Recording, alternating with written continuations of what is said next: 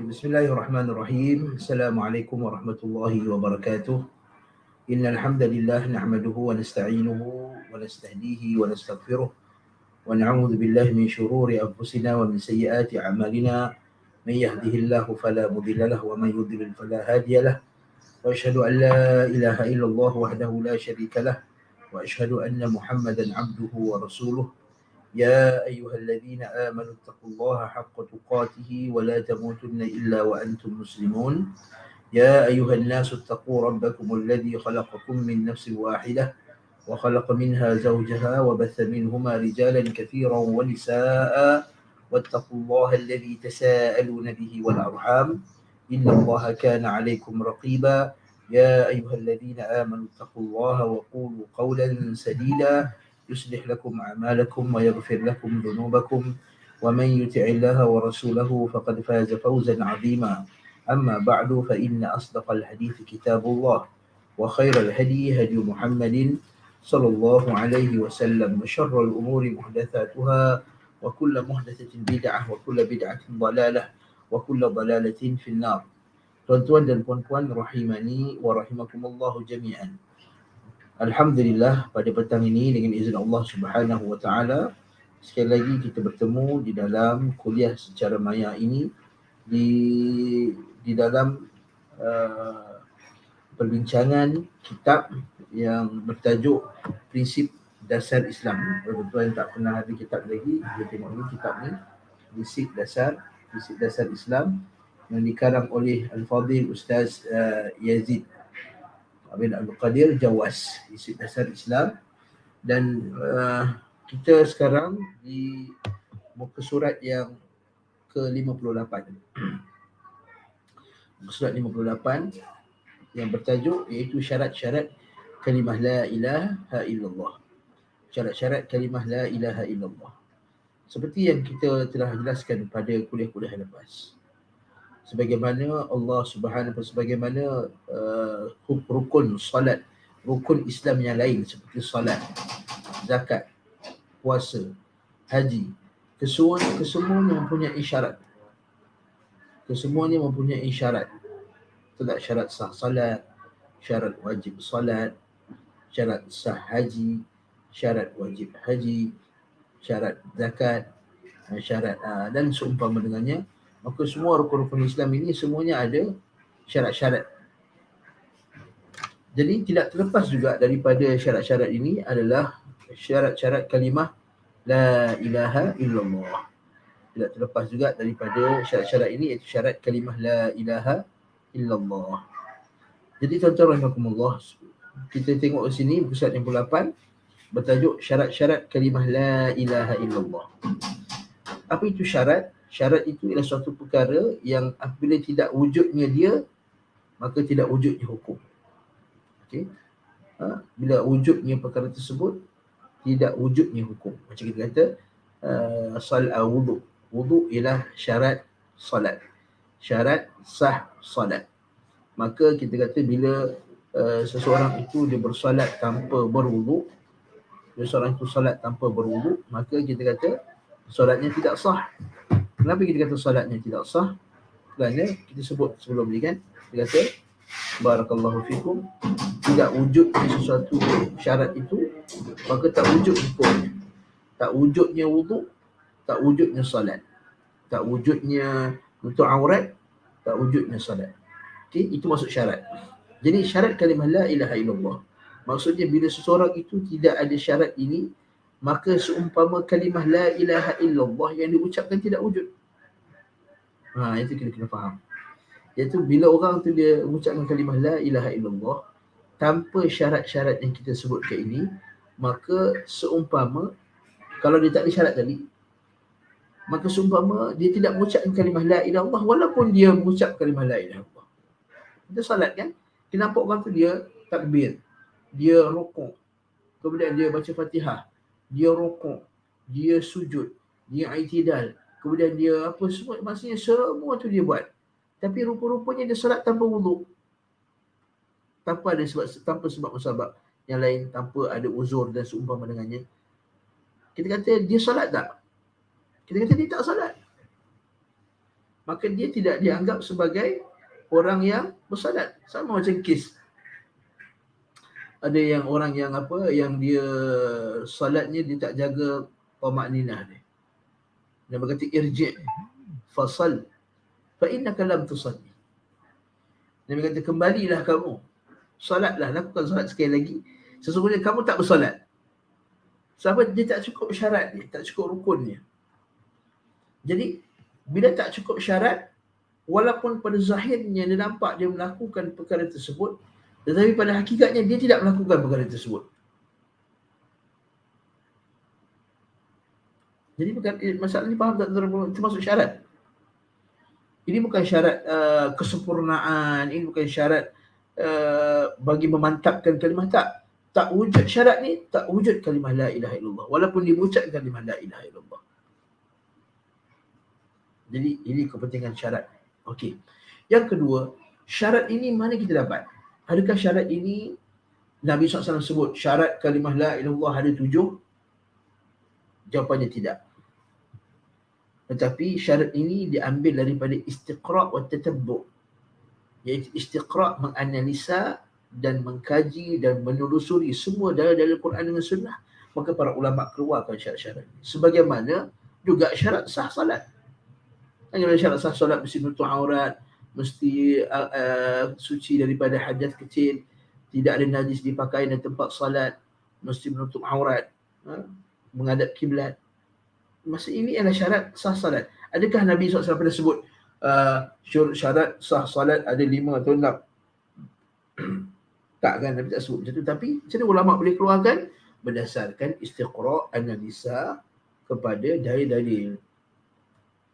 Begitu juga tuan-tuan dalam masalah syarat kalimah la ilaha illallah. Jadi ini perkara yang pertama yang kita nak taksilkan. Sebab apa? Sebab nanti orang kata syarat ni bukan yang penting pun, bukan semestinya berlaku, ataupun ini syarat kesempurnaan sahaja, ataupun seumpama.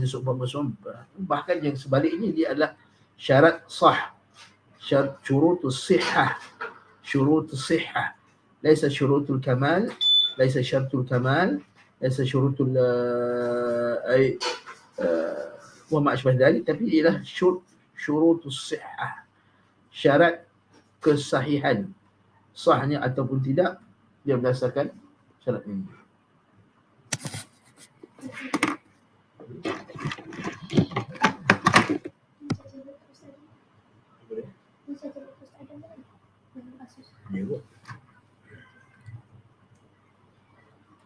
Tutup pintu balik. Naam. Syurutus sihah. Naam. Jadi barakallahu fikum. Tuan-tuan. Jadi apakah syarat-syarat kalimah ini? Maka kata penulis hafizahullah taala Ustaz Yazid, dan Ustaz Yazid juga dia menukilkan daripada a'immah kita, para imam kita, syarat-syarat ini.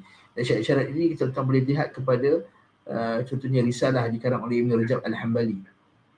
Kalimah la ilaha illallah, makna kalimah la ilaha illallah. Maksudnya bukannya Syekh Abdul Wahab yang pertama mengarang benda ini. Itu Syekh Ibn Rajab Al-Hambali dah sebut nama dah dalam kitab beliau. Jadi syarat pertama tuan-tuan ialah al-ilmu, mengetahui. Okey. Apa maksud ilmu di sini? Adakah maksud dia mengetahui semua ilmu dari Islam? Tidak. Maksudnya di sini ialah iaitu mengetahui erti dari kalimah la ilaha illallah. La ilaha illallah itu jadi Tuhan yang layak diibadahi melainkan Allah. Allah Ta'ala berfirman, ada dalil baru dalil ini. Jadi maksud ilmu sini ialah dia tahu maksud kalimah la ilaha illallah. Jadi kalau kita tanya dia, ucapkanlah kalimah la ilaha illallah, dia pun ucapkan mana? Ucap kalimah la ilaha illallah.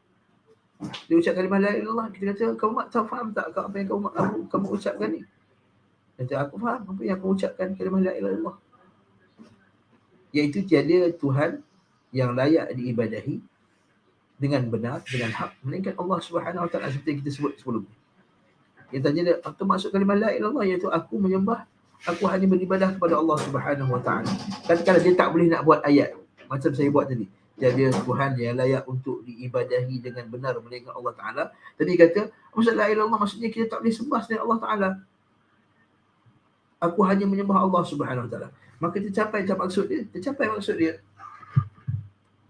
Itu maksud la ilaha illallah. Kalau kata apa maksud la ilaha illallah, maksudnya Allah adalah penciptaku. Maka itu bukan maksud kalimah la ilaha illallah. Kan? Yang maksud la ilaha illallah iaitu aku tiada yang menciptakan aku melainkan Allah Taala. Maka itu belum lagi mencapai maksud kalimah la ilaha illallah. Jadi kena faham betul-betul. Dan kita tanya balik, habis itu apa maksud aku tidak beribadah melainkan kepada Allah Subhanahu Wa Taala? Maksudnya aku tak boleh sembah selain Allah. Aku tak boleh solat menghadap kepada selain Allah Subhanahu Wa Taala. Aku tak boleh sujud kepada selain Allah Subhanahu Wa Taala. Aku tak boleh bertawakal kepada selain Allah Subhanahu Wa Taala. Aku tak boleh nak tak boleh nak melakukan ketaatan. Aku tidak berikan ketaatan yang sempurna melainkan kepada Allah Taala. Aku tidak bertawakal melainkan Allah Taala. Jiwaku hanya terpaut pada Allah Subhanahu Wa Taala. Maksudnya dia dah mencapai, dia dah faham maksud kalimah la ilaha illallah yang diucapkan. Jadi kalau kita kata apa maksud kalimah la ilaha illallah, iaitu tiada Tuhan yang menciptakan melainkan Allah Taala. Itu je maksud dia, itu je maksud dia. Habis itu boleh tak kita sembah selain Allah Taala? Kita boleh sembah selain Allah Taala. Maksudnya tak mencapai maksud dia. Dan kita kena faham, bila dia kena alim, berilmu, bukan maksudnya dia kena tahu semua benda dalam agama. Dia tak. Dia tahu bahawa bila dia dah ucap kalimah la ilaha illallah, dia tak boleh sembah selain Allah Ta'ala lagi dah. Dia tak boleh beribadah kepada selain Allah lagi dah. Dia tak boleh sujud dan sembah selain Allah Ta'ala lagi dah. Itu maksud kalimah la ilaha illallah. Dekat sinilah Syekh Abdul Wahab disebut dalam Qawaidul Arba'. Dia kata, betapa zaman sekarang ni ada orang yang lebih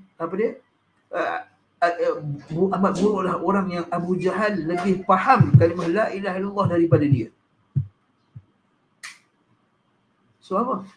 Sebab bila dia beribadah, dia ucap la ilaha illallah, tiba-tiba bila mohon doa, dia pergi mohon doa kepada selain Allah Subhanahu Wa Taala, pergi mohon doa di kuburan, mohon doa kepada wali, minta hajat kepada selain Allah Subhanahu Wa Taala. Bila ucap la ilaha illallah, tiada menciptakan melainkan Allah Subhanahu Wa Taala, tidak beri manfaat, tak beri mudarat melainkan Allah Taala, tiba-tiba dia kata, oh, bintang ada kesan kepada manusia. Bintang-bintang zodiak ada kesan kepada manusia. La ilaha illallah. Lihat macam mana hadis Nabi SAW. Satu hari Nabi lepas salat, Nabi terus menghadap kepada jemaah. Dan Nabi kata, malam tadi, hujan turun. Barang siapa yang kata hujan turun kerana Allah Subhanahu Wa Taala, barang siapa yang mengatakan bahawa hujan turun kerana bintang sekian dan sekian, sesungguhnya dia telah kufur kepada aku dan telah beriman kepada bintang-bintang. Barang siapa pula yang mengatakan bahawa mutirna bifadlillah, kita pagi ini kita hujan kerana Allah Subhanahu Wa Taala, faqad amana billah, dia telah beriman kepada Allah Subhanahu Wa Taala, wa kafara bil kaukab, dia telah kafir dengan bintang-bintang.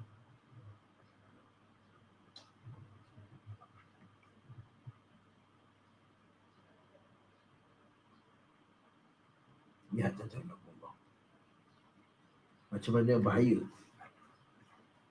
bahaya ilmu bila orang yang dia ucap la ilaha illallah tapi dia tak faham maksud kalimah la ilaha illallah.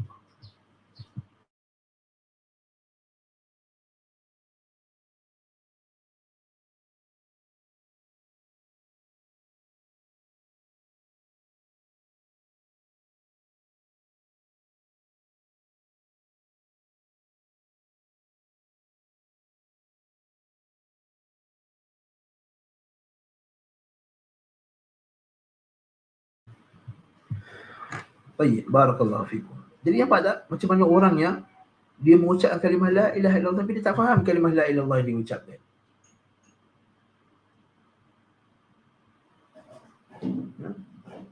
Ada sebagian lagi dia ucap kalimah la ilaha illallah, kemudian bila meminta hajat, dia minta hajat pada selain Allah Subhanahu Wa Taala. Berdoa pada selain Allah Subhanahu Wa Taala.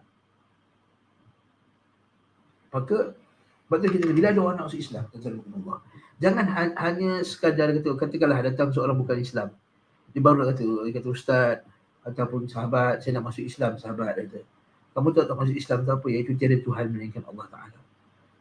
Kamu tahu tak apa maksud bila kamu ucapkan tiada Tuhan melainkan Allah Subhanahu Wa Ta'ala? Tanya dia, iaitu saya tiada Tuhan, mana tiada Tuhan yang menciptakan. Kita kena jelaskan kepada dia. Dia kata, wahai John, kalau kamu nak masuk Islam John, Maksudnya bila kamu ucap la ilaha illallah, kamu tak boleh lagi dah beribadah kepada selain Allah. Tiada yang menciptakan engkau melainkan Allah. Tiada beri manfaat dan mudarat melainkan Allah Ta'ala. Dan bila kau tahu bahawa Allah tiada menciptakan engkau dan tiada memberi mudarat dan manfaat melainkan Allah kepada engkau melainkan Allah Subhanahu Wa Ta'ala, maka kau mesti beribadah. Kau wajib beribadah hanya kepada Allah. Segala ibadah yang Allah Ta'ala perintahkan kamu tuju kepada Allah. Kamu tunduk pada perintahnya. Kamu serahkan jiwa kamu dengan tauhid, iaitu kamu tidak beribadah selain Allah Ta'ala. Kalau tanya apa itu ibadah, iaitu segala apa yang Allah Ta'ala perintahkan kepada kita itu ibadah. Bila kita sujud hanya kepada Allah. Bila kita rukuk hanya kepada Allah Subhanahu Wa Ta'ala. Bila kita bertawakal, kita tawakal hanya kepada Allah. Bila kita berdoa, kita hanya berdoa kepada Allah. Bila kita bernazar hanya kepada Allah. Bila kita nak sembelih korban, kita sembelih korban hanya kepada Allah Subhanahu Wa Ta'ala. Maka tak boleh lagi dah. Bila kamu nak seru, meminta pertolongan, kamu seru Allah Subhanahu Wa Ta'ala, semata-mata kamu tak seru selain Allah Ta'ala. Nah.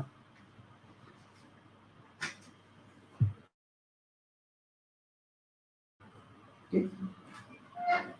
Nampak tak dalam Allah? Jadi jangan kita jangan kita biarkan orang yang mengucapkan kalimah la ilaha illallah yang masuk Islam tu semata-mata dia ucap kalimah la ilaha illallah. Jangan. Kita kena ajar dia. Kalau orang kata ustaz, pada zaman Nabi tak kata macam tu pun. Nabi kata qulu la ilaha illallah tuflihu. Ucapkanlah la ilaha illallah, kamu semua akan berjaya. Maka kita katakan kerana orang Arab pada zaman Nabi SAW, dia faham maksud la ilaha illallah, itu bahasa mereka. Itu bahasa mereka. Bahasa lisan mereka. Dan mereka boleh sebut ilah, dia faham itu ma'bud. Bila sebut la ilaha, dia tahu la itu ilah nafi. Ilaha nafi lil jins. Maksudnya menafi segala apa saja bentuk ilah, melainkan hanya Allah Subhanahu Wa Ta'ala. Dan nafi lil jins, biasanya dia ada khabar dia. La ilaha, dia ada khabar dia. La ilaha illallah. La ilaha bihaqqin. La ilaha haqqun illallah. Dia faham benda ni. Adapun kita pada zaman sekarang, ramai yang ucap la ilaha, dia tak faham. Sebab itulah kita berhajat untuk, macam saya sebut tadi, kita kena huraikan. Bila kamu ucap la ilaha illallah, kamu tak boleh beribadah kepada selain Allah Ta'ala. Kamu kena harus sujud kepada Allah. Jangan jadi macam sebahagian orang Islam, ucap kalimah la ilaha illallah, lepas tu bila pergi ke Kuwait, siap buat upacara lagi. Yang lebih teruk lagi daripada itu, tuan-tuan dan Allah, ada sebahagian ahli politik Islam, saya tak nak sebut namanya, kalau ikut hati nak sebut namanya seorang-seorang. Bila ada perayaan Tai Ponggal, bila dia buat masak nasi untuk dewa tu, adanya siap bertudung-tudung dalam Allah, bertudung litop ni, pergi masak sekali nasi Tai Ponggal tu untuk makanan yang untuk diberikan kepada dewa-dewa. Bahkan ada sebahagian seorang makcik ni, dia keluar surat khabar The Star, siap masakkan, buat masuk pertandingan Tai Ponggal tu, masak makanan untuk dewa. Allahu Akbar. Jadi faham tak masuk kalimah la ilaha illallah yang diucapkan ni? Sampai ke tahap tu, tuan-tuan dan Allah, teruknya sebahagian daripada orang yang ucap kalimah la ilaha illallah tak faham. Dan bila kita bawakan isu ni, dia kata ekstremis, golongan yang memperdekihkan agama lain, dan seumpama dengannya.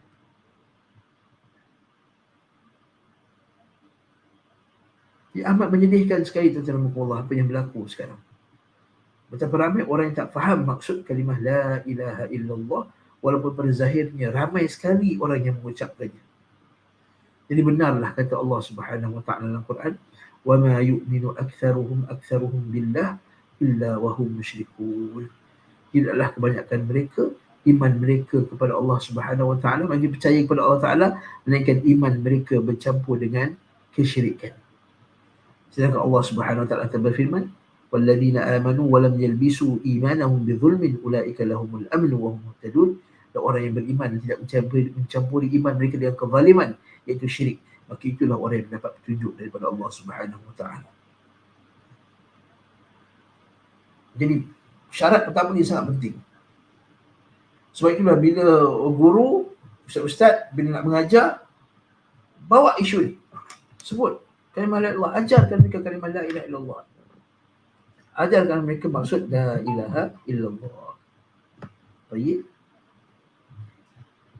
Itu maksud al-ilmu. Apa dalilnya bahawa kita kena ada ilmu ni? Jadi Syekh kat sini, Ustaz Yazid dah bawakan Allah Subhanahu wa taala berfirman, fa'lam annahu la ilaha illallah. Fa'lam, maka ketahuilah, belajarlah la ilaha illallah. Maksudnya i'lam, ketahuilah. Maksudnya ketahui, maksudnya tahulah. Maksudnya belajarlah la ilaha illallah. Wastaghfir li dzambik. Maksudnya apa dia tuan-tuan? Maksudnya kamu kena belajar maksud kalimah la ilaha illallah ni. Dia bukan satu benda yang kamu dapat tiba-tiba masuk dalam kepala kamu. Tak, kamu kena belajar. Ini satu lagi penyimpangan sebahagian golongan pendakwah. Dia kata kita tak perlu pergi kelas, kita keluar 40 hari, 60 hari Allah Ta'ala akan ajar kita. Allah Ta'ala akan ajar. Wattaqullaha yu'allimukumullah. Dia bawa ayat fattaqullah, bertakwalah kamu kepada Allah Ta'ala, Allah Ta'ala akan ajarkan kamu. Tapi macam mana kamu nak bertakwa kepada Allah Subhanahu Wa Ta'ala? Mendingan kamu kena belajar dulu apa yang kamu perlu takwa. Takwa itu maksudnya protect diri kita daripada melakukan perkara yang dimurkai oleh Allah Ta'ala.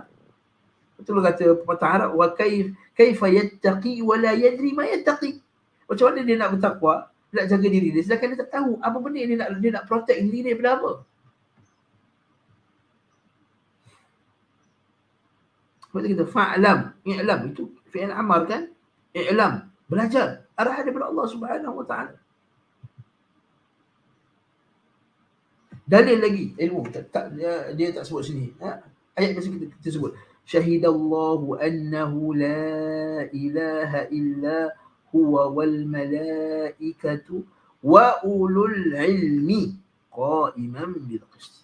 Telah bersaksilah Allah Subhanahu Wa Ta'ala bahawa tiada Tuhan yang layak diibadahi melainkan dia. Malaikat juga menyaksikan perkara yang sama dan orang yang berilmu juga menyaksikan perkara yang sama. Dalil bahawa yang menyaksikan la ilaha illallah ialah orang yang berilmu. Maksudnya ialah orang yang tahu maksud la ilaha illallah.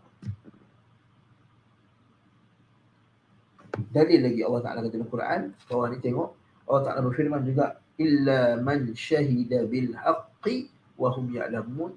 Melainkan orang yang menyaksikan dengan kebenaran, iaitu la ilaha illallah, wa hum ya'lamun, wawul haliyah, iaitu dalam keadaan mereka ya'lamun, mereka mengetahui.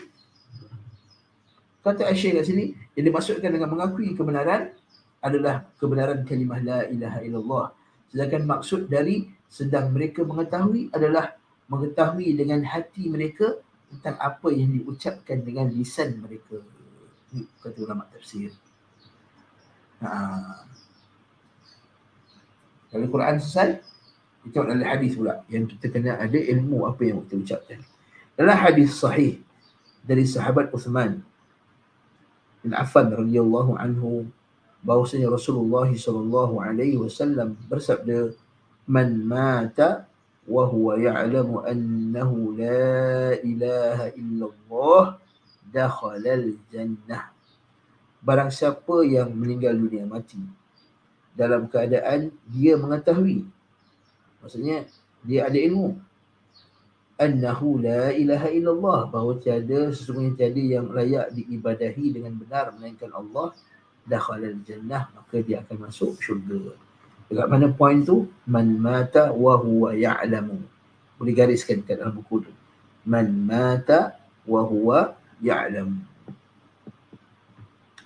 Dan bila kita sebut ya'lamu, berilmu ni, apa maksud hakikat ilmu? Apa itu hakikat ilmu? Iaitu ilmu itu ma'rifatu syai'i ala ma huwa alaih. Ini kita kena faham maksud ilmu tu apa. Bukan semua informasi yang masuk dalam kepala kita itu satu ilmu. Bukan. Ilmu itu ialah ma'rifatu syai'i ala ma huwa alaih. Kita mengetahui sesuatu perkara di dalam keadaan dia yang sebenar. Hakikat dia sebenar. Jadi kalau orang tu kata, saya dah mengajar dah, adik saya dah ada ilmu dah, mengaji tinggi dah, bahawa la ilaha illallah Maksudnya ialah tiada Tuhan yang menciptakan melainkan Allah. Dan itu bukan ilmu. Ada laisa bil ilm. Itu bukan ilmu. Sebab dia ucapkan satu benda tu bukan ala haqiqati. Contohnya saya kata pen ni kan, tuan nampak tak pen depan mata saya? Pen ni warna apa? Pen warna biru. Okey, tiba-tiba saya kata saya pergi kelas, guru tu kata pen ni warna hitam. Pen ni berwarna hitam, dia punya batang pen ni berwarna hitam, ke ink dia, batang dia. Maka kita kata, oh, saya ada ilmu, saya dah belajar dah. Saya kata pen ni warna hitam. Batang pen. Maka apakah itu dengan satu ilmu? Tidak. Itu ialah pseudo knowledge. Ilmu yang salah. Maka orang macam ni, walaupun nampak macam dia ada banyak maklumat dalam kepala dia, tapi hadha laisa bi'ilm. Ini bukan ilmu, tuan-tuan. Ini bukan ilmu, ini adalah sekadar informasi yang mungkin benar, mungkin salah. Barakallahu.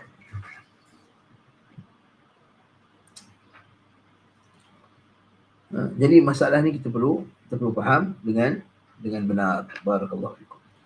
Jadi man mata wa huwa ya'lamu annahu la ilaha illallah dakhala al-jannah. Barang siapa yang mati dalam keadaan mengucap kalimah la ilaha illallah, dia akan masuk surga. Seterusnya pula, syarat yang kedua kalimah la ilaha illallah. Nabi kata al-yaqin. Al-yaqin iaitu keyakinan. Al-yaqin iaitu dia percaya.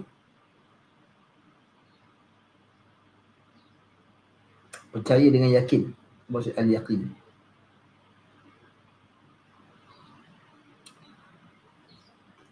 Yakni yakin serta benar-benar memahami kalimat la ilaha illallah tanpa ada keraguan. Sepatutnya memahami ni dah ada dalam yang tadi tu, la ilaha illallah tadi tu. Dari syarat pertama, iaitu dia benar-benar percaya tanpa ada keraguan dan kebimbangan sedikit pun. Itu maksudnya. Apa maksud keraguan? Itu keraguan kepada maksud kalimah la ilaha illallah. Apa maksud kebimbangan? Kebimbangan terhadap kebenaran kalimah la ilaha illallah. Jadi kalau orang tanya apakah maksud yakin, iaitu yakin adalah tiada ada keraguan dan kebimbangan sedikit pun terhadap kalimah la ilaha illallah yang diucapkan. Tiada keraguan maksudnya dia bukannya berada di antara keadaan benar ataupun tidak benar. Yakin ni maratibul idrak, bahasa Arab panggil maratibul idrak. Martabat kepercayaan kita kepada sesuatu tu dia ada beberapa. Dia ada yakin 100%, dia ada syak, okey, dan ada dhan, dan dia ada waham. Okey, jadi syak, dia ada dhan, dia ada waham. Okey, sebagai ulama dia kata kalau dia ada 25% ketidakkepercayaan, maka dia padanya ada waham. Kalau 50% antara kalau dia 50% dia dhan, sangkaan, atau afwan, syak, dia dan syak 50-50 dia syak, dan dia dhan. Dhan ni maksudnya ialah 75% dia tak percaya ataupun lebih kurang lagi, dia tabarakallah. Jadi apa saja yang di antara 55% sampai 70% itu semua dianggap tidak diterima oleh Allah SWT. Bahkan bawah daripada 100% itu dianggap sebagai tidak yakin. Dan bila kita sebut tidak yakin, maksud sini bukannya kita masukkan keseluruhan. Maksudnya ialah apa sahaja yang dibawa oleh kalimah la ilaha illallah dan dia punya konsekuensi dari kalimah la ilaha illallah. Contoh, saya bagi contoh bila ucap la ilaha illallah, tiada Tuhan yang layak diibadahi melainkan Allah. Jadi bila kata mungkin juga ada Tuhan lain yang benar, maka ini bukan yakin. Okey. Ataupun dia ucap la ilaha illallah, kemudian dia kata ada juga agama lain yang benar, maka dia itu bukan maratibul idrak, maka itu bukan yakin, tidak yakin. Atau dia kata ya Islam la ilaha illallah itu betul, tapi ada kemungkinan ada kesalahan. maka juga itu bukan yakin. Okay? Itu juga bukan al-yaqin. Barakallahu fikum. Jadi tengok Allah kena faham maksud kalimah la ilaha illallah sini, iaitu yang kedua al-yaqin, iaitu yakin serta benar-benar memahami kalimah la ilaha illallah tanpa ada keraguan dan kebimbangan sedikit pun. Allah Subhanahu wa taala berfirman, innamal mu'minuna alladhina amanu billahi wa rasulihi thumma lam yartabu wa jahadu bi amwalihim wa anfusihim fi sabilillah ulaika humus shadiqun. Okay? Firman Allah Subhanahu wa taala, innamal mu'minun, sesungguhnya orang yang beriman itu ialah alladhina amanu billahi wa rasulihi, iaitu beriman kepada Allah dan Rasulnya, thumma lam yartabu, kemudian dia tak ragu-ragu, wajahadu bi amwalihim wa anfusihim fi sabilillah, dan dia berjihad dengan hartanya, wa anfusihim fi sabilillah ulaika humus shadiqun, dan itulah dia orang yang benar. Kita tengok ayat ni Kalau siapa yang faham bahasa Arab, kita boleh tengok sini dan buka ayat sendiri dekat skrin sekejap, supaya saya boleh tunjukkan dengan baik.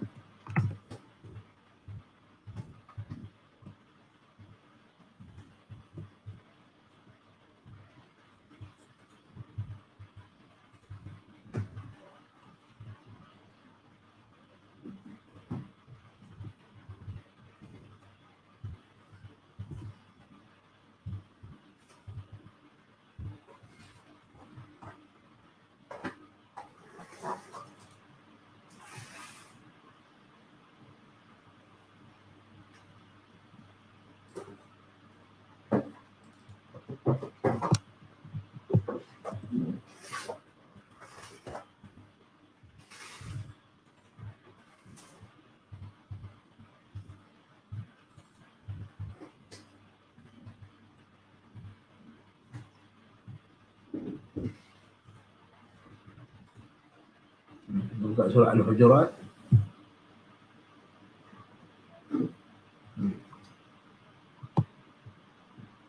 Ayat 15. Saya share kat skrin sekejap tuan-tuan.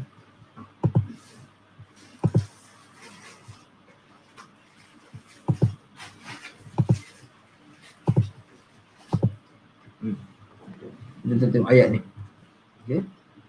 Allah Subhanahu wa taala berfirman, nampak ni, innamal mu'minuna alladhina amanu billahi wa rasulihi thumma lam yartabu, thumma lam yartabu wa jahadu bi amwalihim wa anfusihim fi sabilillah ulaika humus shadiqun. Innamal mu'minun, sesungguhnya orang yang beriman. Kita belajar bahasa Arab, innama ni dipanggil kafil makfuf. Innama, sesungguhnya, hanya, dipanggil uslubul hasri, kaedah untuk mengeksklusifkan sesuatu maksud. Kalau contohnya, kalau saya kata inna Muhammadan mudarrisun, sesungguhnya Muhammad itu seorang yang dia ialah Muhammad itu seorang guru. Sesungguhnya Muhammad itu seorang guru. Tetapi kalau kata innama, kita kata innani ana talib, sesungguhnya aku ni pelajar. Jadi kalau kata innama ana talib, sesungguhnya aku hanyalah seorang pelajar, aku tak buat kerja lain. Jadi innama ni maksudnya hanya sesungguhnya hanya. Lepas tu kalau kita tengok terjemahan sebagian orang, dia kata innama ni, setengah kitab lama dia kata hanya sesungguhnya. Jadi innama, sesungguhnya hanyalah al-mu'minun, orang beriman itu ialah alladzina amanu, iaitu orang yang beriman billah, dengan Allah, wa rasulihi, dan rasulnya, thumma lam yartabu, kemudian dia tidak ragu-ragu. Ini poin kita nak kat sini. Thumma lam yartabu, sesungguhnya orang beriman itu ialah orang beriman kepada Allah dan Rasulnya, kemudian lam yartabu, tak ragu-ragu. Lam yartabu, tak ragu-ragu. Yang itu kita nak. Lam yartabu, tidak ragu-ragu. Jadi tak ragu-ragu tu maksudnya yakin. Thumma lam yartabu wa jahadu, dan dia berjihad di jalan Allah dengan hartanya, dengan jiwanya. Dan keyakinan itu dibuktikan dengan dia akan keluar pergi berjihad dengan Allah Ta'ala. Itu buktinya. Lepas tu sesuatu orang, dia boleh dakwa, saya ni iman saya yakin, seperti tu yakin dengan Islam. Tapi bila suruh berjihad untuk agama Islam, suruh buat kerja untuk agama Allah Ta'ala, dia tak nak buat. Maka itu bukan bukti kamu yakin. Kalau kamu yakin bahawa sesungguhnya sebaik-baik ganjaran itu ialah ganjaran orang yang berjihad fisabilillah, kemudian dia tak nak keluar berjihad, maka macam mana kamu nak buktikan yang kamu betul-betul yakin? Sebab itulah tengok ayat ni, thumma lam yartabu wajahadu bi amwalihim wa anfusihim fisabilillah. Maksudnya itu bukti dia yartabu, tiada keraguan itu, wajahadu bi amwalihim wa anfusihim, dia akan berjihad dengan jiwa dan harta mereka. Lepas itulah ayat lain kalau kita buka surah At-Taubah, innama yasta'zinuka alladhina la yu'minuna billahi wal yawmil akhir wartabat qulubuhum wa fi raibihim yataraddadun. Sesungguhnya wahai Muhammad, kamu tengok orang yang minta izin kepada kamu untuk tak nak pergi perang ini adalah siapa?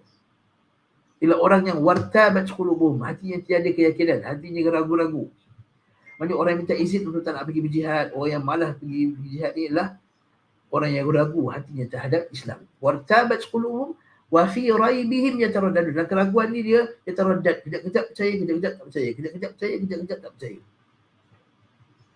Pada Allah, kalau kita boleh ukur tahap kepercayaan kita kepada Allah Subhanahu Wa Taala. Satu, diukur dengan bagaimana kita laksanakan perintah Allah Taala. Satu. Yang kedua, diukur dengan macam mana kita sanggup nak korbankan jiwa kita untuk agama. Kalau dia tak sanggup, maksudnya itu adalah tanda yang dia ada masalah iman yang besar, ada masalah penyakit iman, penyakit keraguan. Banyak kali dalam Al-Quran Allah Ta'ala sebut sifat orang munafik ialah dia tak nak keluar. Dia tak nak keluar pergi berjihad. Kan? Dia tak nak keluar pergi berjihad. Dia kata apa? Dia kata dalam Al-Quran seperti surah Al-Imran itu, ketika berlaku di kekalahan dalam perang Uhud, dia kata kalaulah urusan perang ini, kalaulah kita tak keluar perang ketika itu, percaya kita semua tak akan mati. Lalu Allah Ta'ala jawab balik, apakah kamu tidak tahu kalau kamu walau kuntum fi buyutikum laqutilal, kalau kamu di rumah kamu pun kamu akan mati, orang-orang yang di atas katil mereka pun akan mati. Kalau di sini Allah Ta'ala sebut dalam ayat ni ciri orang yang percaya la ilaha illallah, iaitu dia al-yaqin. Jadi ayat ini dalil, kat mana dalil bahawa al-yaqin, iaitu thumma lam yartabu. Kat sini poin dia Allah. Thumma lam yartabu. Thumma lam yartabu. Barakallahu fikum. Mari kita tengok sikit apa tafsir ayat thumma lam yartabu ni.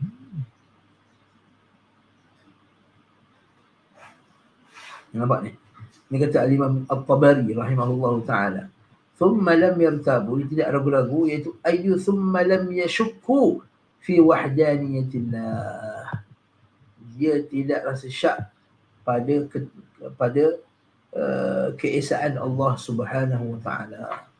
Wahdaniyatillah. Wala fi nubuwati Muhammadin sallallahu alaihi wasallam. Tidak juga ragu-ragu dalam kenabian Nabi Muhammad SAW. Wa alzama nafsahu ta'at Allah wa ta'at Rasulih. Dan kesan daripada dia tidak ragu-ragu itu ialah wa alzama nafsahu, diwajibkan diri dia, dipaksa diri dia untuk ta'at Allah, untuk taat kepada Allah, wa ta'at Rasulih, dan taat Rasulnya. Dan apa lagi? Wal amalu bima wajaba alaihi bin faraidillah bighairi syakkin minhu fi wujubi dhalika alaihi.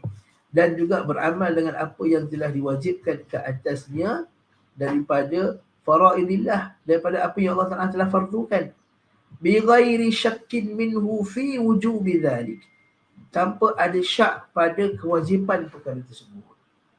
Jadi tak ada syak, maksudnya tak ada syak pada kalimah la ilaha illallah, dan tak ada syak pada konsekuensi kalimah la ilaha illallah. Faham tak dalam Allah? Tak ada syak pada kalimah la ilaha illallah, tak ada syak pada kebenaran la ilaha illallah, dan tak ada syak pada konsekuensi kalimah la ilaha illallah. Okay. Apa konsekuensi? Bila kita la ilaha illallah, tiada Tuhan yang layak diibadahi melainkan Allah Ta'ala, maksudnya semua ibadah adalah untuk Allah. Dan semua ibadah ialah apa yang diperintahkan oleh Allah Ta'ala. Jadi kalau Allah Ta'ala perintahkan, katakanlah solat itu wajib, waktu solat semalam wajib. Dia tidak syak pada kewajipan solat itu tadi. Kalau Allah Ta'ala kata Allah Ta'ala haramkan arak, dia tidak syak pada kewajipan, dia tidak syak pada pengharaman arak itu tadi. Kalau dia kata Allah Ta'ala kata kita ini maka berlakulah adil. Kalau dia syak pada perintah Allah Ta'ala tadi itu, maka hukumnya ialah sama dengan orang yang syak dengan la ilaha illallah. Jadi siapa yang syak pada kewajipan perintah Allah Ta'ala, maka sama dengan syak kepada Allah Subhanahu Wa Ta'ala. Tentu sekali selepas telah sampai padanya dalil dan hujah. Dalil dan hujah. Kalau dia syak kerana dia rasa dalil tak sampai lagi pada dia, itu lain cerita. Dia kata aku syak lah, betul ke kita kena keluarkan zakat, katakanlah zakat harta. Dia rasa syak, betul ke ada zakat harta, zakat wang simpanan. Itu bukan maksud syak di sini. Syak di sini ialah bila Allah Ta'ala dah wajibkan, dah fardukan, dah tengok dalil, kemudian dia rasa syak, itu perintah ni tak betul lah, maka itu yang dimaksudkan dengan syakin, iaitu dalam syak yang Allah Ta'ala larang pada agama. Apa lagi dalil daripada hadis Nabi SAW? Hadis Nabi SAW hadis sahih, Rasulullah bersabda, asyhadu an la ilaha illallah wa anni rasulullah la yalqallahu bihima abdun ghayra syakin fihima illa dakhala al-jannah. Aku bersaksi bahawa tidak ada ilah yang berhak diibadahi yang benar melainkan Allah, dan aku bersaksi Muhammad itu adalah utusan Allah. Tidaklah seorang hamba berjumpa dengan Allah Subhanahu Wa Ta'ala dalam keadaan tidak ragu-ragu, nampak, ghayra syakin fihima, tidak syak pada dua kalimah la ilaha illallah, bukan saja hanya pada la ilaha illallah, pada Muhammad Rasulullah juga. Nanti kita akan huraikan masalah ni. Illa dakhala al-jannah, melainkan dia akan masuk syurga. Nampak tak? Hadis ni dengan jelas sebut ghayra syakin. Hadis jelas sebut ghayra syakin. Baik.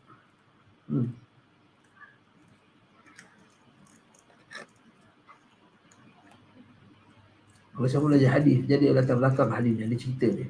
Satu hari mesti dalam perangan Tabuk. Semua tahu perang Tabuk ialah perang yang jauh perjalanan, panas, dan juga para sahabat tidak cukup bekalan makanan. Jadi sekali ada sebagian sahabat kata, ya Rasulullah, apa kata kita ni dah kelaparan sangat, apa kata kalau kita sembelih unta-unta kita? Umar Khattab kata, ya Rasulullah, jangan berhenti ya Rasulullah. Kalau kita lakukan sedemikian, maka habislah kita nak kena angkat barang-barang kita ni untuk perjalanan, untuk safar yang jauh. Bagaimana kita nak lakukan perkara tersebut dengan safar yang jauh ni, dengan kita kalau kita dah makan kita punya kenderaan sendiri, dah makan unta kita, dah makan kuda-kuda kita semua. Apa kata, ya Rasulullah, engkau perintahkan agar semua para sahabat mengumpulkan semua saki baki, sisa-sisa makanan yang ada. Kemudian kau doakanlah ya Allah, kau doakanlah ya Rasulullah, kau berdoalah kepada Allah Subhanahu Wa Ta'ala supaya Allah Ta'ala berkati makanan yang kita kumpul itu. Maka Nabi SAW pun setuju dengan pendapat Umar Al-Khattab ni. Maka Nabi SAW pun bentangkanlah kulit, tikar daripada kulit, dan semua sahabat pun bagilah. Ada yang bagi sebiji kurma, ada yang bagi 3 biji kurma, ya, saki bagi makanan yang mereka ada sepotong roti, ada yang bagi biji kurma pun. Sampai ada orang kata, apa yang kamu nak lakukan dengan biji kurma? Maka kata, biji kurma ni at least aku boleh hisap-hisap, boleh hisap-hisap bijinya, boleh kita ambil lah dia punya zat-zat yang ada di saki baki biji kurma tadi. Maka Nabi SAW membuatlah sebegitu, Nabi kumpulkan dan Nabi doakan, ya Allah berkatikanlah makanan ini. Dan Nabi SAW bagi seorang sikit sebekas pada semua tentera yang berjumlah ratusan orang tadi, cukup untuk semua orang makanan sehingga mengenyangkan mereka. Jadi benarlah keberkatan doa Nabi SAW. Bila Nabi tengok perkara tersebut, Nabi kata, asyhadu an la ilaha illallah, yang kita baca ni, asyhadu an la ilaha illallah, aku saksi tiada Tuhan disembah melainkan Allah, wa anni rasulullah, dan sesungguhnya aku adalah Rasulullah, la yalqallahu bihima abdun, tidaklah seorang hamba yang bertemu dengan Allah Ta'ala dengan dua kalimah ini, ghaira syakin fihima, tanpa dia ada syak sikit pun pada kedua kalimah ini, illa dakhala al-jannah, mereka yang akan masuk syurga. Masya Allah. Dan latar belakang hadis yang saya ucapkan tadi. Naam. Maksudnya poin kat sini ialah kataan ghaira syakin fihima. Ghaira syakin fihima.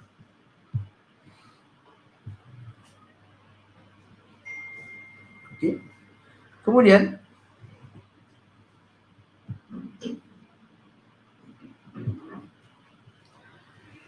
barakallahu fikum tuan-tuan. Hadis yang seterusnya pula berkaitan sama juga dalilnya. Rasulullah SAW bersabda kepada Abu Hurairah. Rasulullah SAW bersabda kepada Abu Hurairah. Apa kata Rasulullah SAW? Idhab bina'alayya hataini faman laqita min wara'i hadzal ha'id yashhadu an la ilaha illallah mustayqinan. Gariskan perkataan itu. Kalau ada kitab kan? Gariskan muka surat 80, muka surat 60 tu mustayqinan. Gariskan perkataan mustayqinan. Maksudnya dalam keadaan yakin. Biha, dengan kalimah tersebut, qalbuhu, hatinya, fabashshirhu bil jannah. Apa kata Nabi SAW? Pergilah dengan dua sandalku ini. Apa maksudnya? Apa dua sandal ni? Okay. Apa kena-mena dengan sandal ni? Iaitu nak tahu cerita dia dalam hadis Sahih Muslim. Cerita dia detail. Lepas tu Nabi SAW tengah duduk dengan sahabat ni. Tengah macam biasalah. Tengah bersembang-sembang, tengah bercakap. Tiba-tiba Nabi macam berubah wajah dia. Nabi bangun dan terus tinggalkan majlis tu. Dan pergi meninggalkan sahabat-sahabat yang berkumpul ni. Yang lain tu tengah sembang-sembang. Macam tak perasan Nabi SAW. Abu Hurairah maksudnya perasan. Kenapa Nabi bangun tiba-tiba dan mula beredar daripada majlis? Maka orang boleh follow Nabi SAW.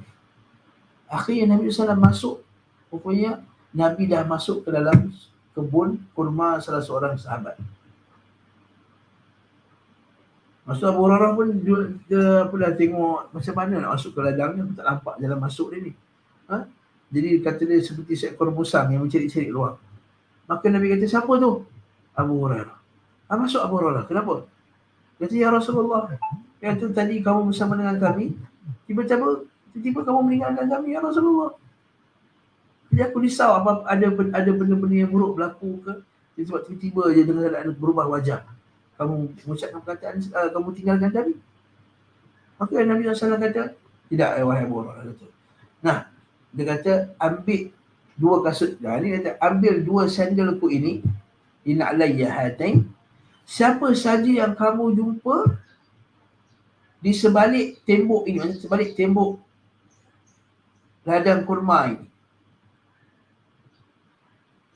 Siapa saja yang kamu jumpa yang mereka mengucap la ilaha illallah mustayqinan, yang keadaan mereka betul-betul yakin dengan kalimah la ilaha illallah tadi, hati dia betul yakin dengan Allah, dengan ucapan la ilaha illallah tadi, fabashshirhu bil jannah, bagi berita gembira kepada mereka bahawa bagi mereka syurga.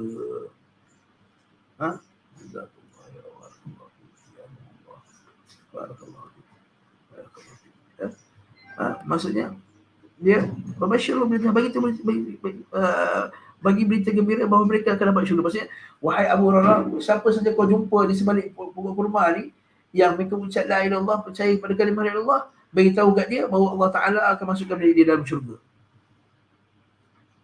Jadi Abu Hurairah pun buatlah macam Nabi suruh. Kenapa Nabi bagi selipar tu kat dia? Sebab orang kenal kasut Nabi SAW.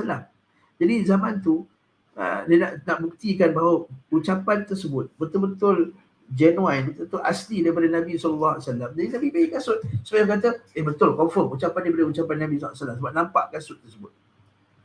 Ditakdirkan orang yang pertama Abu Hurairah jumpa ialah Umar Al-Khattab radhiyallahu anhu. Umar Al-Khattab bila dengar Abu Hurairah ucap tadi, Umar Al-Khattab tolak dia, pum, sampai dia terjatuh di atas punggungnya. Sakit dia. Jadi Abu Hurairah terkejut. Aku sampaikan apa yang Nabi suruh aku sampaikan. Kenapa wahai Umar kau tolak? Ucapan ini akan menyebabkan orang akan jadi tinggalkan beramal. Jadi Abu Hurairah pun bangun dan pergi terus lari kat Nabi SAW. Belakang Umar Khattab dah follow. Sampai kat Nabi SAW, Abu Hurairah mengadu, ya Rasulullah, aku ucapkan sekian. Umar Khattab dia pergi tolak aku pula dekat bahagian dadaku sampai aku terjatuh. Nabi kata, wahai Umar Khattab, kenapa kamu lakukan sedemikian? Umar Khattab kata, ya Rasulullah, aku takut orang yang dengar kalimah la ilaha illallah, dengar hadis ni tadi, jadi siapa ucap la ilaha illallah saja Allah Ta'ala akan bagi berita gembira masuk syurga. Aku takut mereka nanti akan tinggalkan amal. So apa? Sebab Nabi kata, siapa saja ucap la ilaha illallah yakin masuk syurga. Aku takut mereka akan tinggalkan amal. Maksudnya mereka tak solat, tak zakat, sebab apa? Mereka hanya bergantung kepada kalimah la ilaha illallah yang mereka ucapkan. Maka Nabi kata, betul wahai Umar. Umar Khattab betul dalam bab. Poin dia nak kata apa? Siapa ucap kalimah la ilaha illallah dengan yakin, dia akan berilah berita gembira, dia akan mendapat syurga. Tapi tuan-tuan Allah, hadis ni dia jangan baca pada orang yang tengah melakukan maksiat. Sebab Nabi SAW pernah dalam hadis Muaz bin Jabal, hadis lain yang ada satu hadis yang hebat juga, hadis Muaz bin Jabal. Nabi SAW pernah tanya pada Muaz, "Wahai Muaz, apakah Allah atas hamba-Nya hak hamba ni?" Kata Allah Subhanahu Wa Taala. Maka Muaz bin Jabal kata, Allah dan Rasul lebih mengetahui. Maka Nabi SAW kata, siapa yang beribadah kepada Allah dan tidak mensyirikkannya dengan sesuatu, hak Allah ialah beribadah kepada Allah dan tidak mensyirikkan dengan sesuatu. Dan hak hamba pula yang Allah Ta'ala boleh tuntut kepada Allah Ta'ala daripada Allah Ta'ala, iaitu Allah Ta'ala tak akan azab orang yang ucap kalimah la ilaha illallah. Sampai kepada Muaz kata, ya Rasulullah, boleh tak aku beritahu orang lain? Nabi kata, la fayatakilu. Jangan ya wahai Muaz, takut nanti orang akan tinggalkan amal. Maksudnya apa dia? Maksudnya ialah siapa ucap la ilaha illallah dengan yakin akan masuk syurga. Tapi maksud dengan yakin tu ialah macam tadi yang kita baca lagi nak tafsir tadi, iaitu dia beriman kepada Allah dengan yakin, dengan wahdatul dengan keesaan Allah, dengan kenabian Nabi Muhammad SAW, dan mewajibkan ke atas dirinya wa alzama nafsahu ala ta'atillah wa ta'at rasulih, melazimkan, mengilzamkan wajib tadi untuk taat Allah dan Rasulnya. 3. Dan kemudian dan dia yakin dengan kewajipan yang Allah Ta'ala telah perintahkan. Itu baru maksud yakin. Jadi dalam kes ni, yakin kat situ, mustaqinan itu ialah dia laksanakan apa yang Allah Ta'ala telah perintahkan. Nanti kita akan jumpa nanti al-qabul dengan al-ta'ah, al-inqiyad, syarat lain. Jadi poin ni ialah kat situ. Jadi Umar Khattab dia faham. Ada setengah orang dia ingat mustaqinan dalam hati, yakin dalam hati semata-mata, bukan dengan amal. Lepas tu Umar Khattab kata, ya Rasulullah, kalaulah ada orang yang jahil dengar hadis ni salah faham, nanti dia kata, oh ucap la ilaha illallah dah masuk syurga dah, tak payah solat, tak zakat, tak puasa, tak haji. Tak, maksud dia kata yakin tadi ialah apa tadi?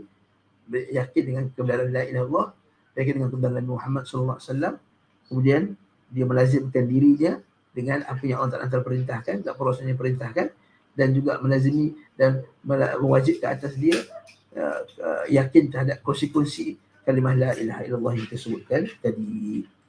Inilah hadis itu tadi. Jadi kata Ustaz Yazid lagi kat sini, maka syarat untuk masuk syurga bagi orang yang mengucapkannya adalah hatinya harus yakin dengannya, iaitu kalimah tauhid. So, tidak ragu-ragu terhadapnya. Apabila syarat tersebut tidak ada, maka yang disyaratkan al-masyrut juga tidak ada. Maksudnya syarat dia ialah yakin. Jadi kalau tak ada syarat tadi, al-masyrut. Jadi la ilaha illallah kan yang disyaratkan tadi. Yang disyaratkan, syarat yang disyaratkan. Sebab contoh macam mana tuan-tuan? Salat syarat dia ialah wudu.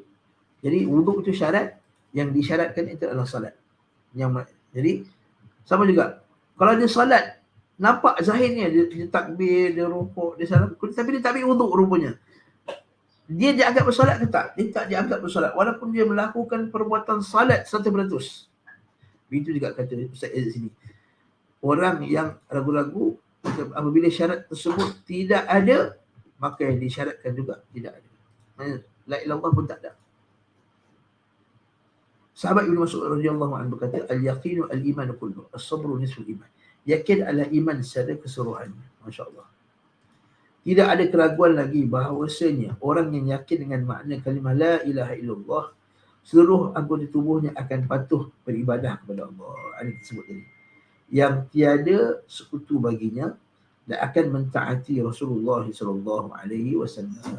Maka sinilah golongan batiniah ni sangatlah batin.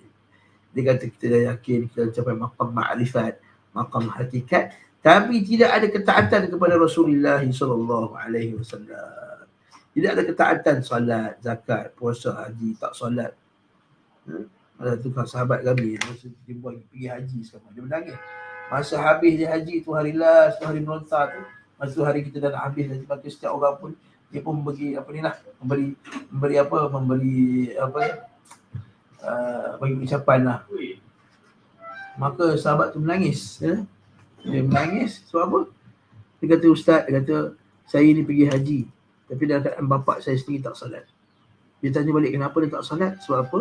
Dia masuk satu ajaran sesat. Dia kata cukup dengan kepercayaan la ilaha illallah, percaya saja dalam hati, maka dia dah tak perlulah solat lagi dah, mencapai maqam makrifat, tak perlu solat lagi dah. Nangis dia, sedangkan dia bawa orang pergi haji, dia jadi ejen, dia bawa orang pergi haji, bagi tazkirah apa semua, tapi dia punya bapak di sini tak solat, tak zakat, tak puasa, tak haji apa semua. Allah musta'an. Lepas tu kita kata Ustaz Aziz ni sangatlah benar. Kata apabila dia tidak ada keraguan, maka seluruh anggotanya akan menjadi patuh beribadah kepada Allah yang tiada sekutu baginya dan akan mentaati Rasulullah SAW. Oleh kerana itu, sahabat Ibn Mas'ud berkata, Allahumma zidna imanan wa yaqinan wa fiqhan. Bagus. Kuliah kita pada petang ni, kita tutup dengan doa. Allahumma zidna imanan wa yaqinan wa fiqhan. Kita hafal sama tuan-tuan. Allahumma zidna, ya Allah pun tambahkanlah bagi kami imanan, iman, wa yaqinan, dan keyakinan, wa fiqhan, dan kefakihan, kefahaman terhadap agama. Nampak tak cantik tak ni? Tambah iman, tambah yakin, tambah kefahaman. Sebab tiga-tiga ni dia akan bersaling rapat. Bila makin kuat iman, akan makin tambah keyakinan. Bila makin tambah keyakinan, makin dia nak belajar pasal agama.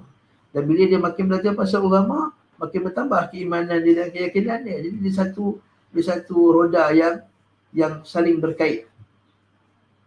Ya, betul tak? Orang nak belajar agama, dia mesti dikenali iman dulu. Dia takkan nak pergi belajar agama tiba-tiba tak ada iman kepada Allah Ta'ala nak belajar agama. Tak, mesti dia kata aku nak pergi belajar agama ni sebab aku beriman bahawa belajar agama ni penting. Maka dia ada iman tak? Maka dia pun belajar. Bila dia belajar dan dia yakin bahawa dengan belajar tu dia akan makin berjaya, maka itu keyakinan. Wa fiqhan, dan akan bertambahlah dia punya kefahaman terhadap agama. Dan dengan kefahaman agama tadi akan bertambah keimanan, dia akan berpusing. Dengan fiqh tadi akan bertambah yakin dia, daripada iman dia dan yakin dia, dan juga fiqh akhirnya menjadi satu putaran yang tidak putus, yang saling memberi manfaat kepada satu sama lain. Wallahu ta'ala alam bisawab. Saya nak berhenti kat sini, tuan-tuan. Dengan dua syarat ini, jadi insyaAllah pada kuliah akan datang kita akan sambung lagi dengan syarat yang ketiga. Ada soalan tak? Tuan-tuan dan puan? Kalau ada soalan boleh tanya dekat sini.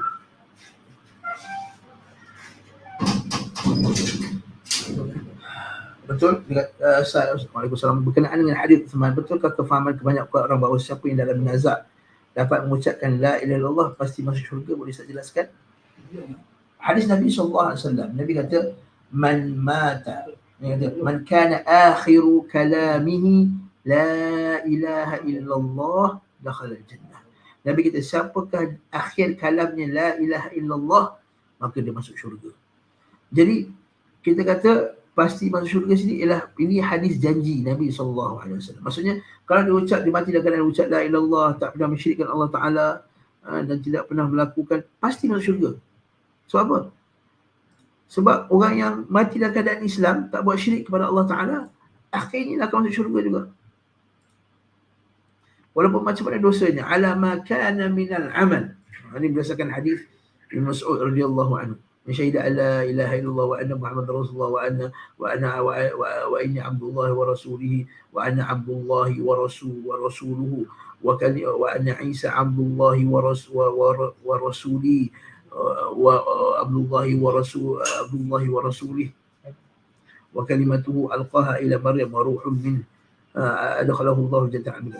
Siapa bersaksi la ilaha illallah, jadi syirik baginya, Muhammad itu ialah hamba Allah dan Rasulnya, Isa itu ialah hamba Allah dan Rasulnya, dan kalimah yang diucapkan itu benar dan ruh daripada Allah Ta'ala, dan dia percaya bahawa syurga itu benar dan neraka itu benar, Allah Ta'ala akan masukkan di dalam syurga macam mana amal dia.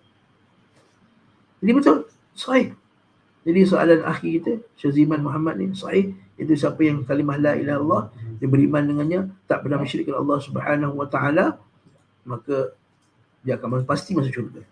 Tapi adakah dia diazab dulu atau tak diazab dulu? Itu wallahu ta'ala alam besar. Itu pada Allah Ta'ala. Tapi akhirnya orang Islam akan masuk syurga tak? Orang Islam akan masuk syurga akhirnya. Adakah dia azab dulu atau tak ada azab dulu? Dia azab dulu, tak ada azab dulu. Itu adalah kehendak Allah Subhanahu Wa Taala. Kalau dengan dalam keadaan sebelum mati dia ucap la ilaha illallah tapi dosa dia banyak,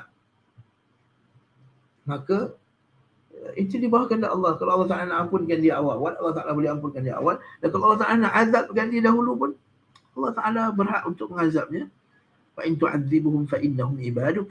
Ya Allah, kalau kamu nak azab mereka, sebenarnya mereka semua itulah hamba-Mu. Wa in taghfir lahum fa innaka antal azizul hakim. Sebenarnya kalau kamu nak azab mereka, sebenarnya kau maha perkasa lagi maha bijaksana. Kau boleh nak azab siapa yang kau nak, kau boleh nak ampunkan siapa yang kau nak, ya Allah. Jadi hadis itu sahih, pendapat itu sahih. Tapi adakah dia tak diazab langsung? Itu ialah kehendak Allah Subhanahu Wa Taala. Kalau dia mati dekat dia dosa, maka dia wahai kehendak Allah Taala. Jadi kalau mati dengan syirik, tak jadi harapan bagi Allah Taala alam. Tapi kita ingatlah, kalau orang tu kehidupan dia penuh dengan syirik, Allah Taala takkan takdirkan dia ucap la ilaha illallah sebelum mati.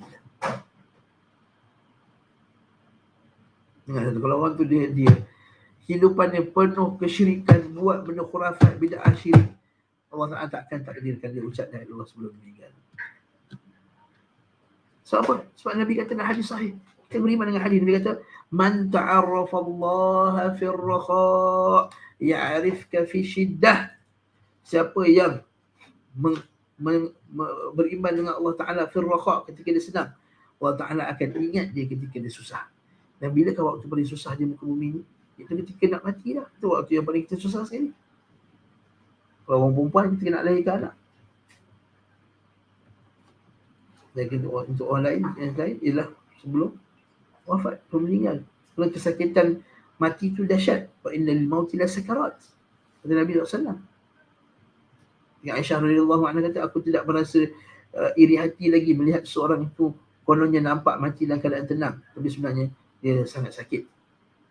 Jadi ketika waktu sangat sakit itu, Allah SWT takdirkan dia ucap la ilaha illallah, maka itu adalah nikmat yang terbesar. Allah Ta'ala takkan bagi itu ketika bagi orang yang syirik, buat bid'ah dan seumpama dengannya, adil ma'asi, adil maksiat.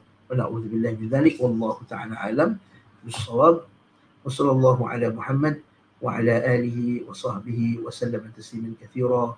Alhamdulillahirabbil alamin. Assalamualaikum warahmatullahi wabarakatuh.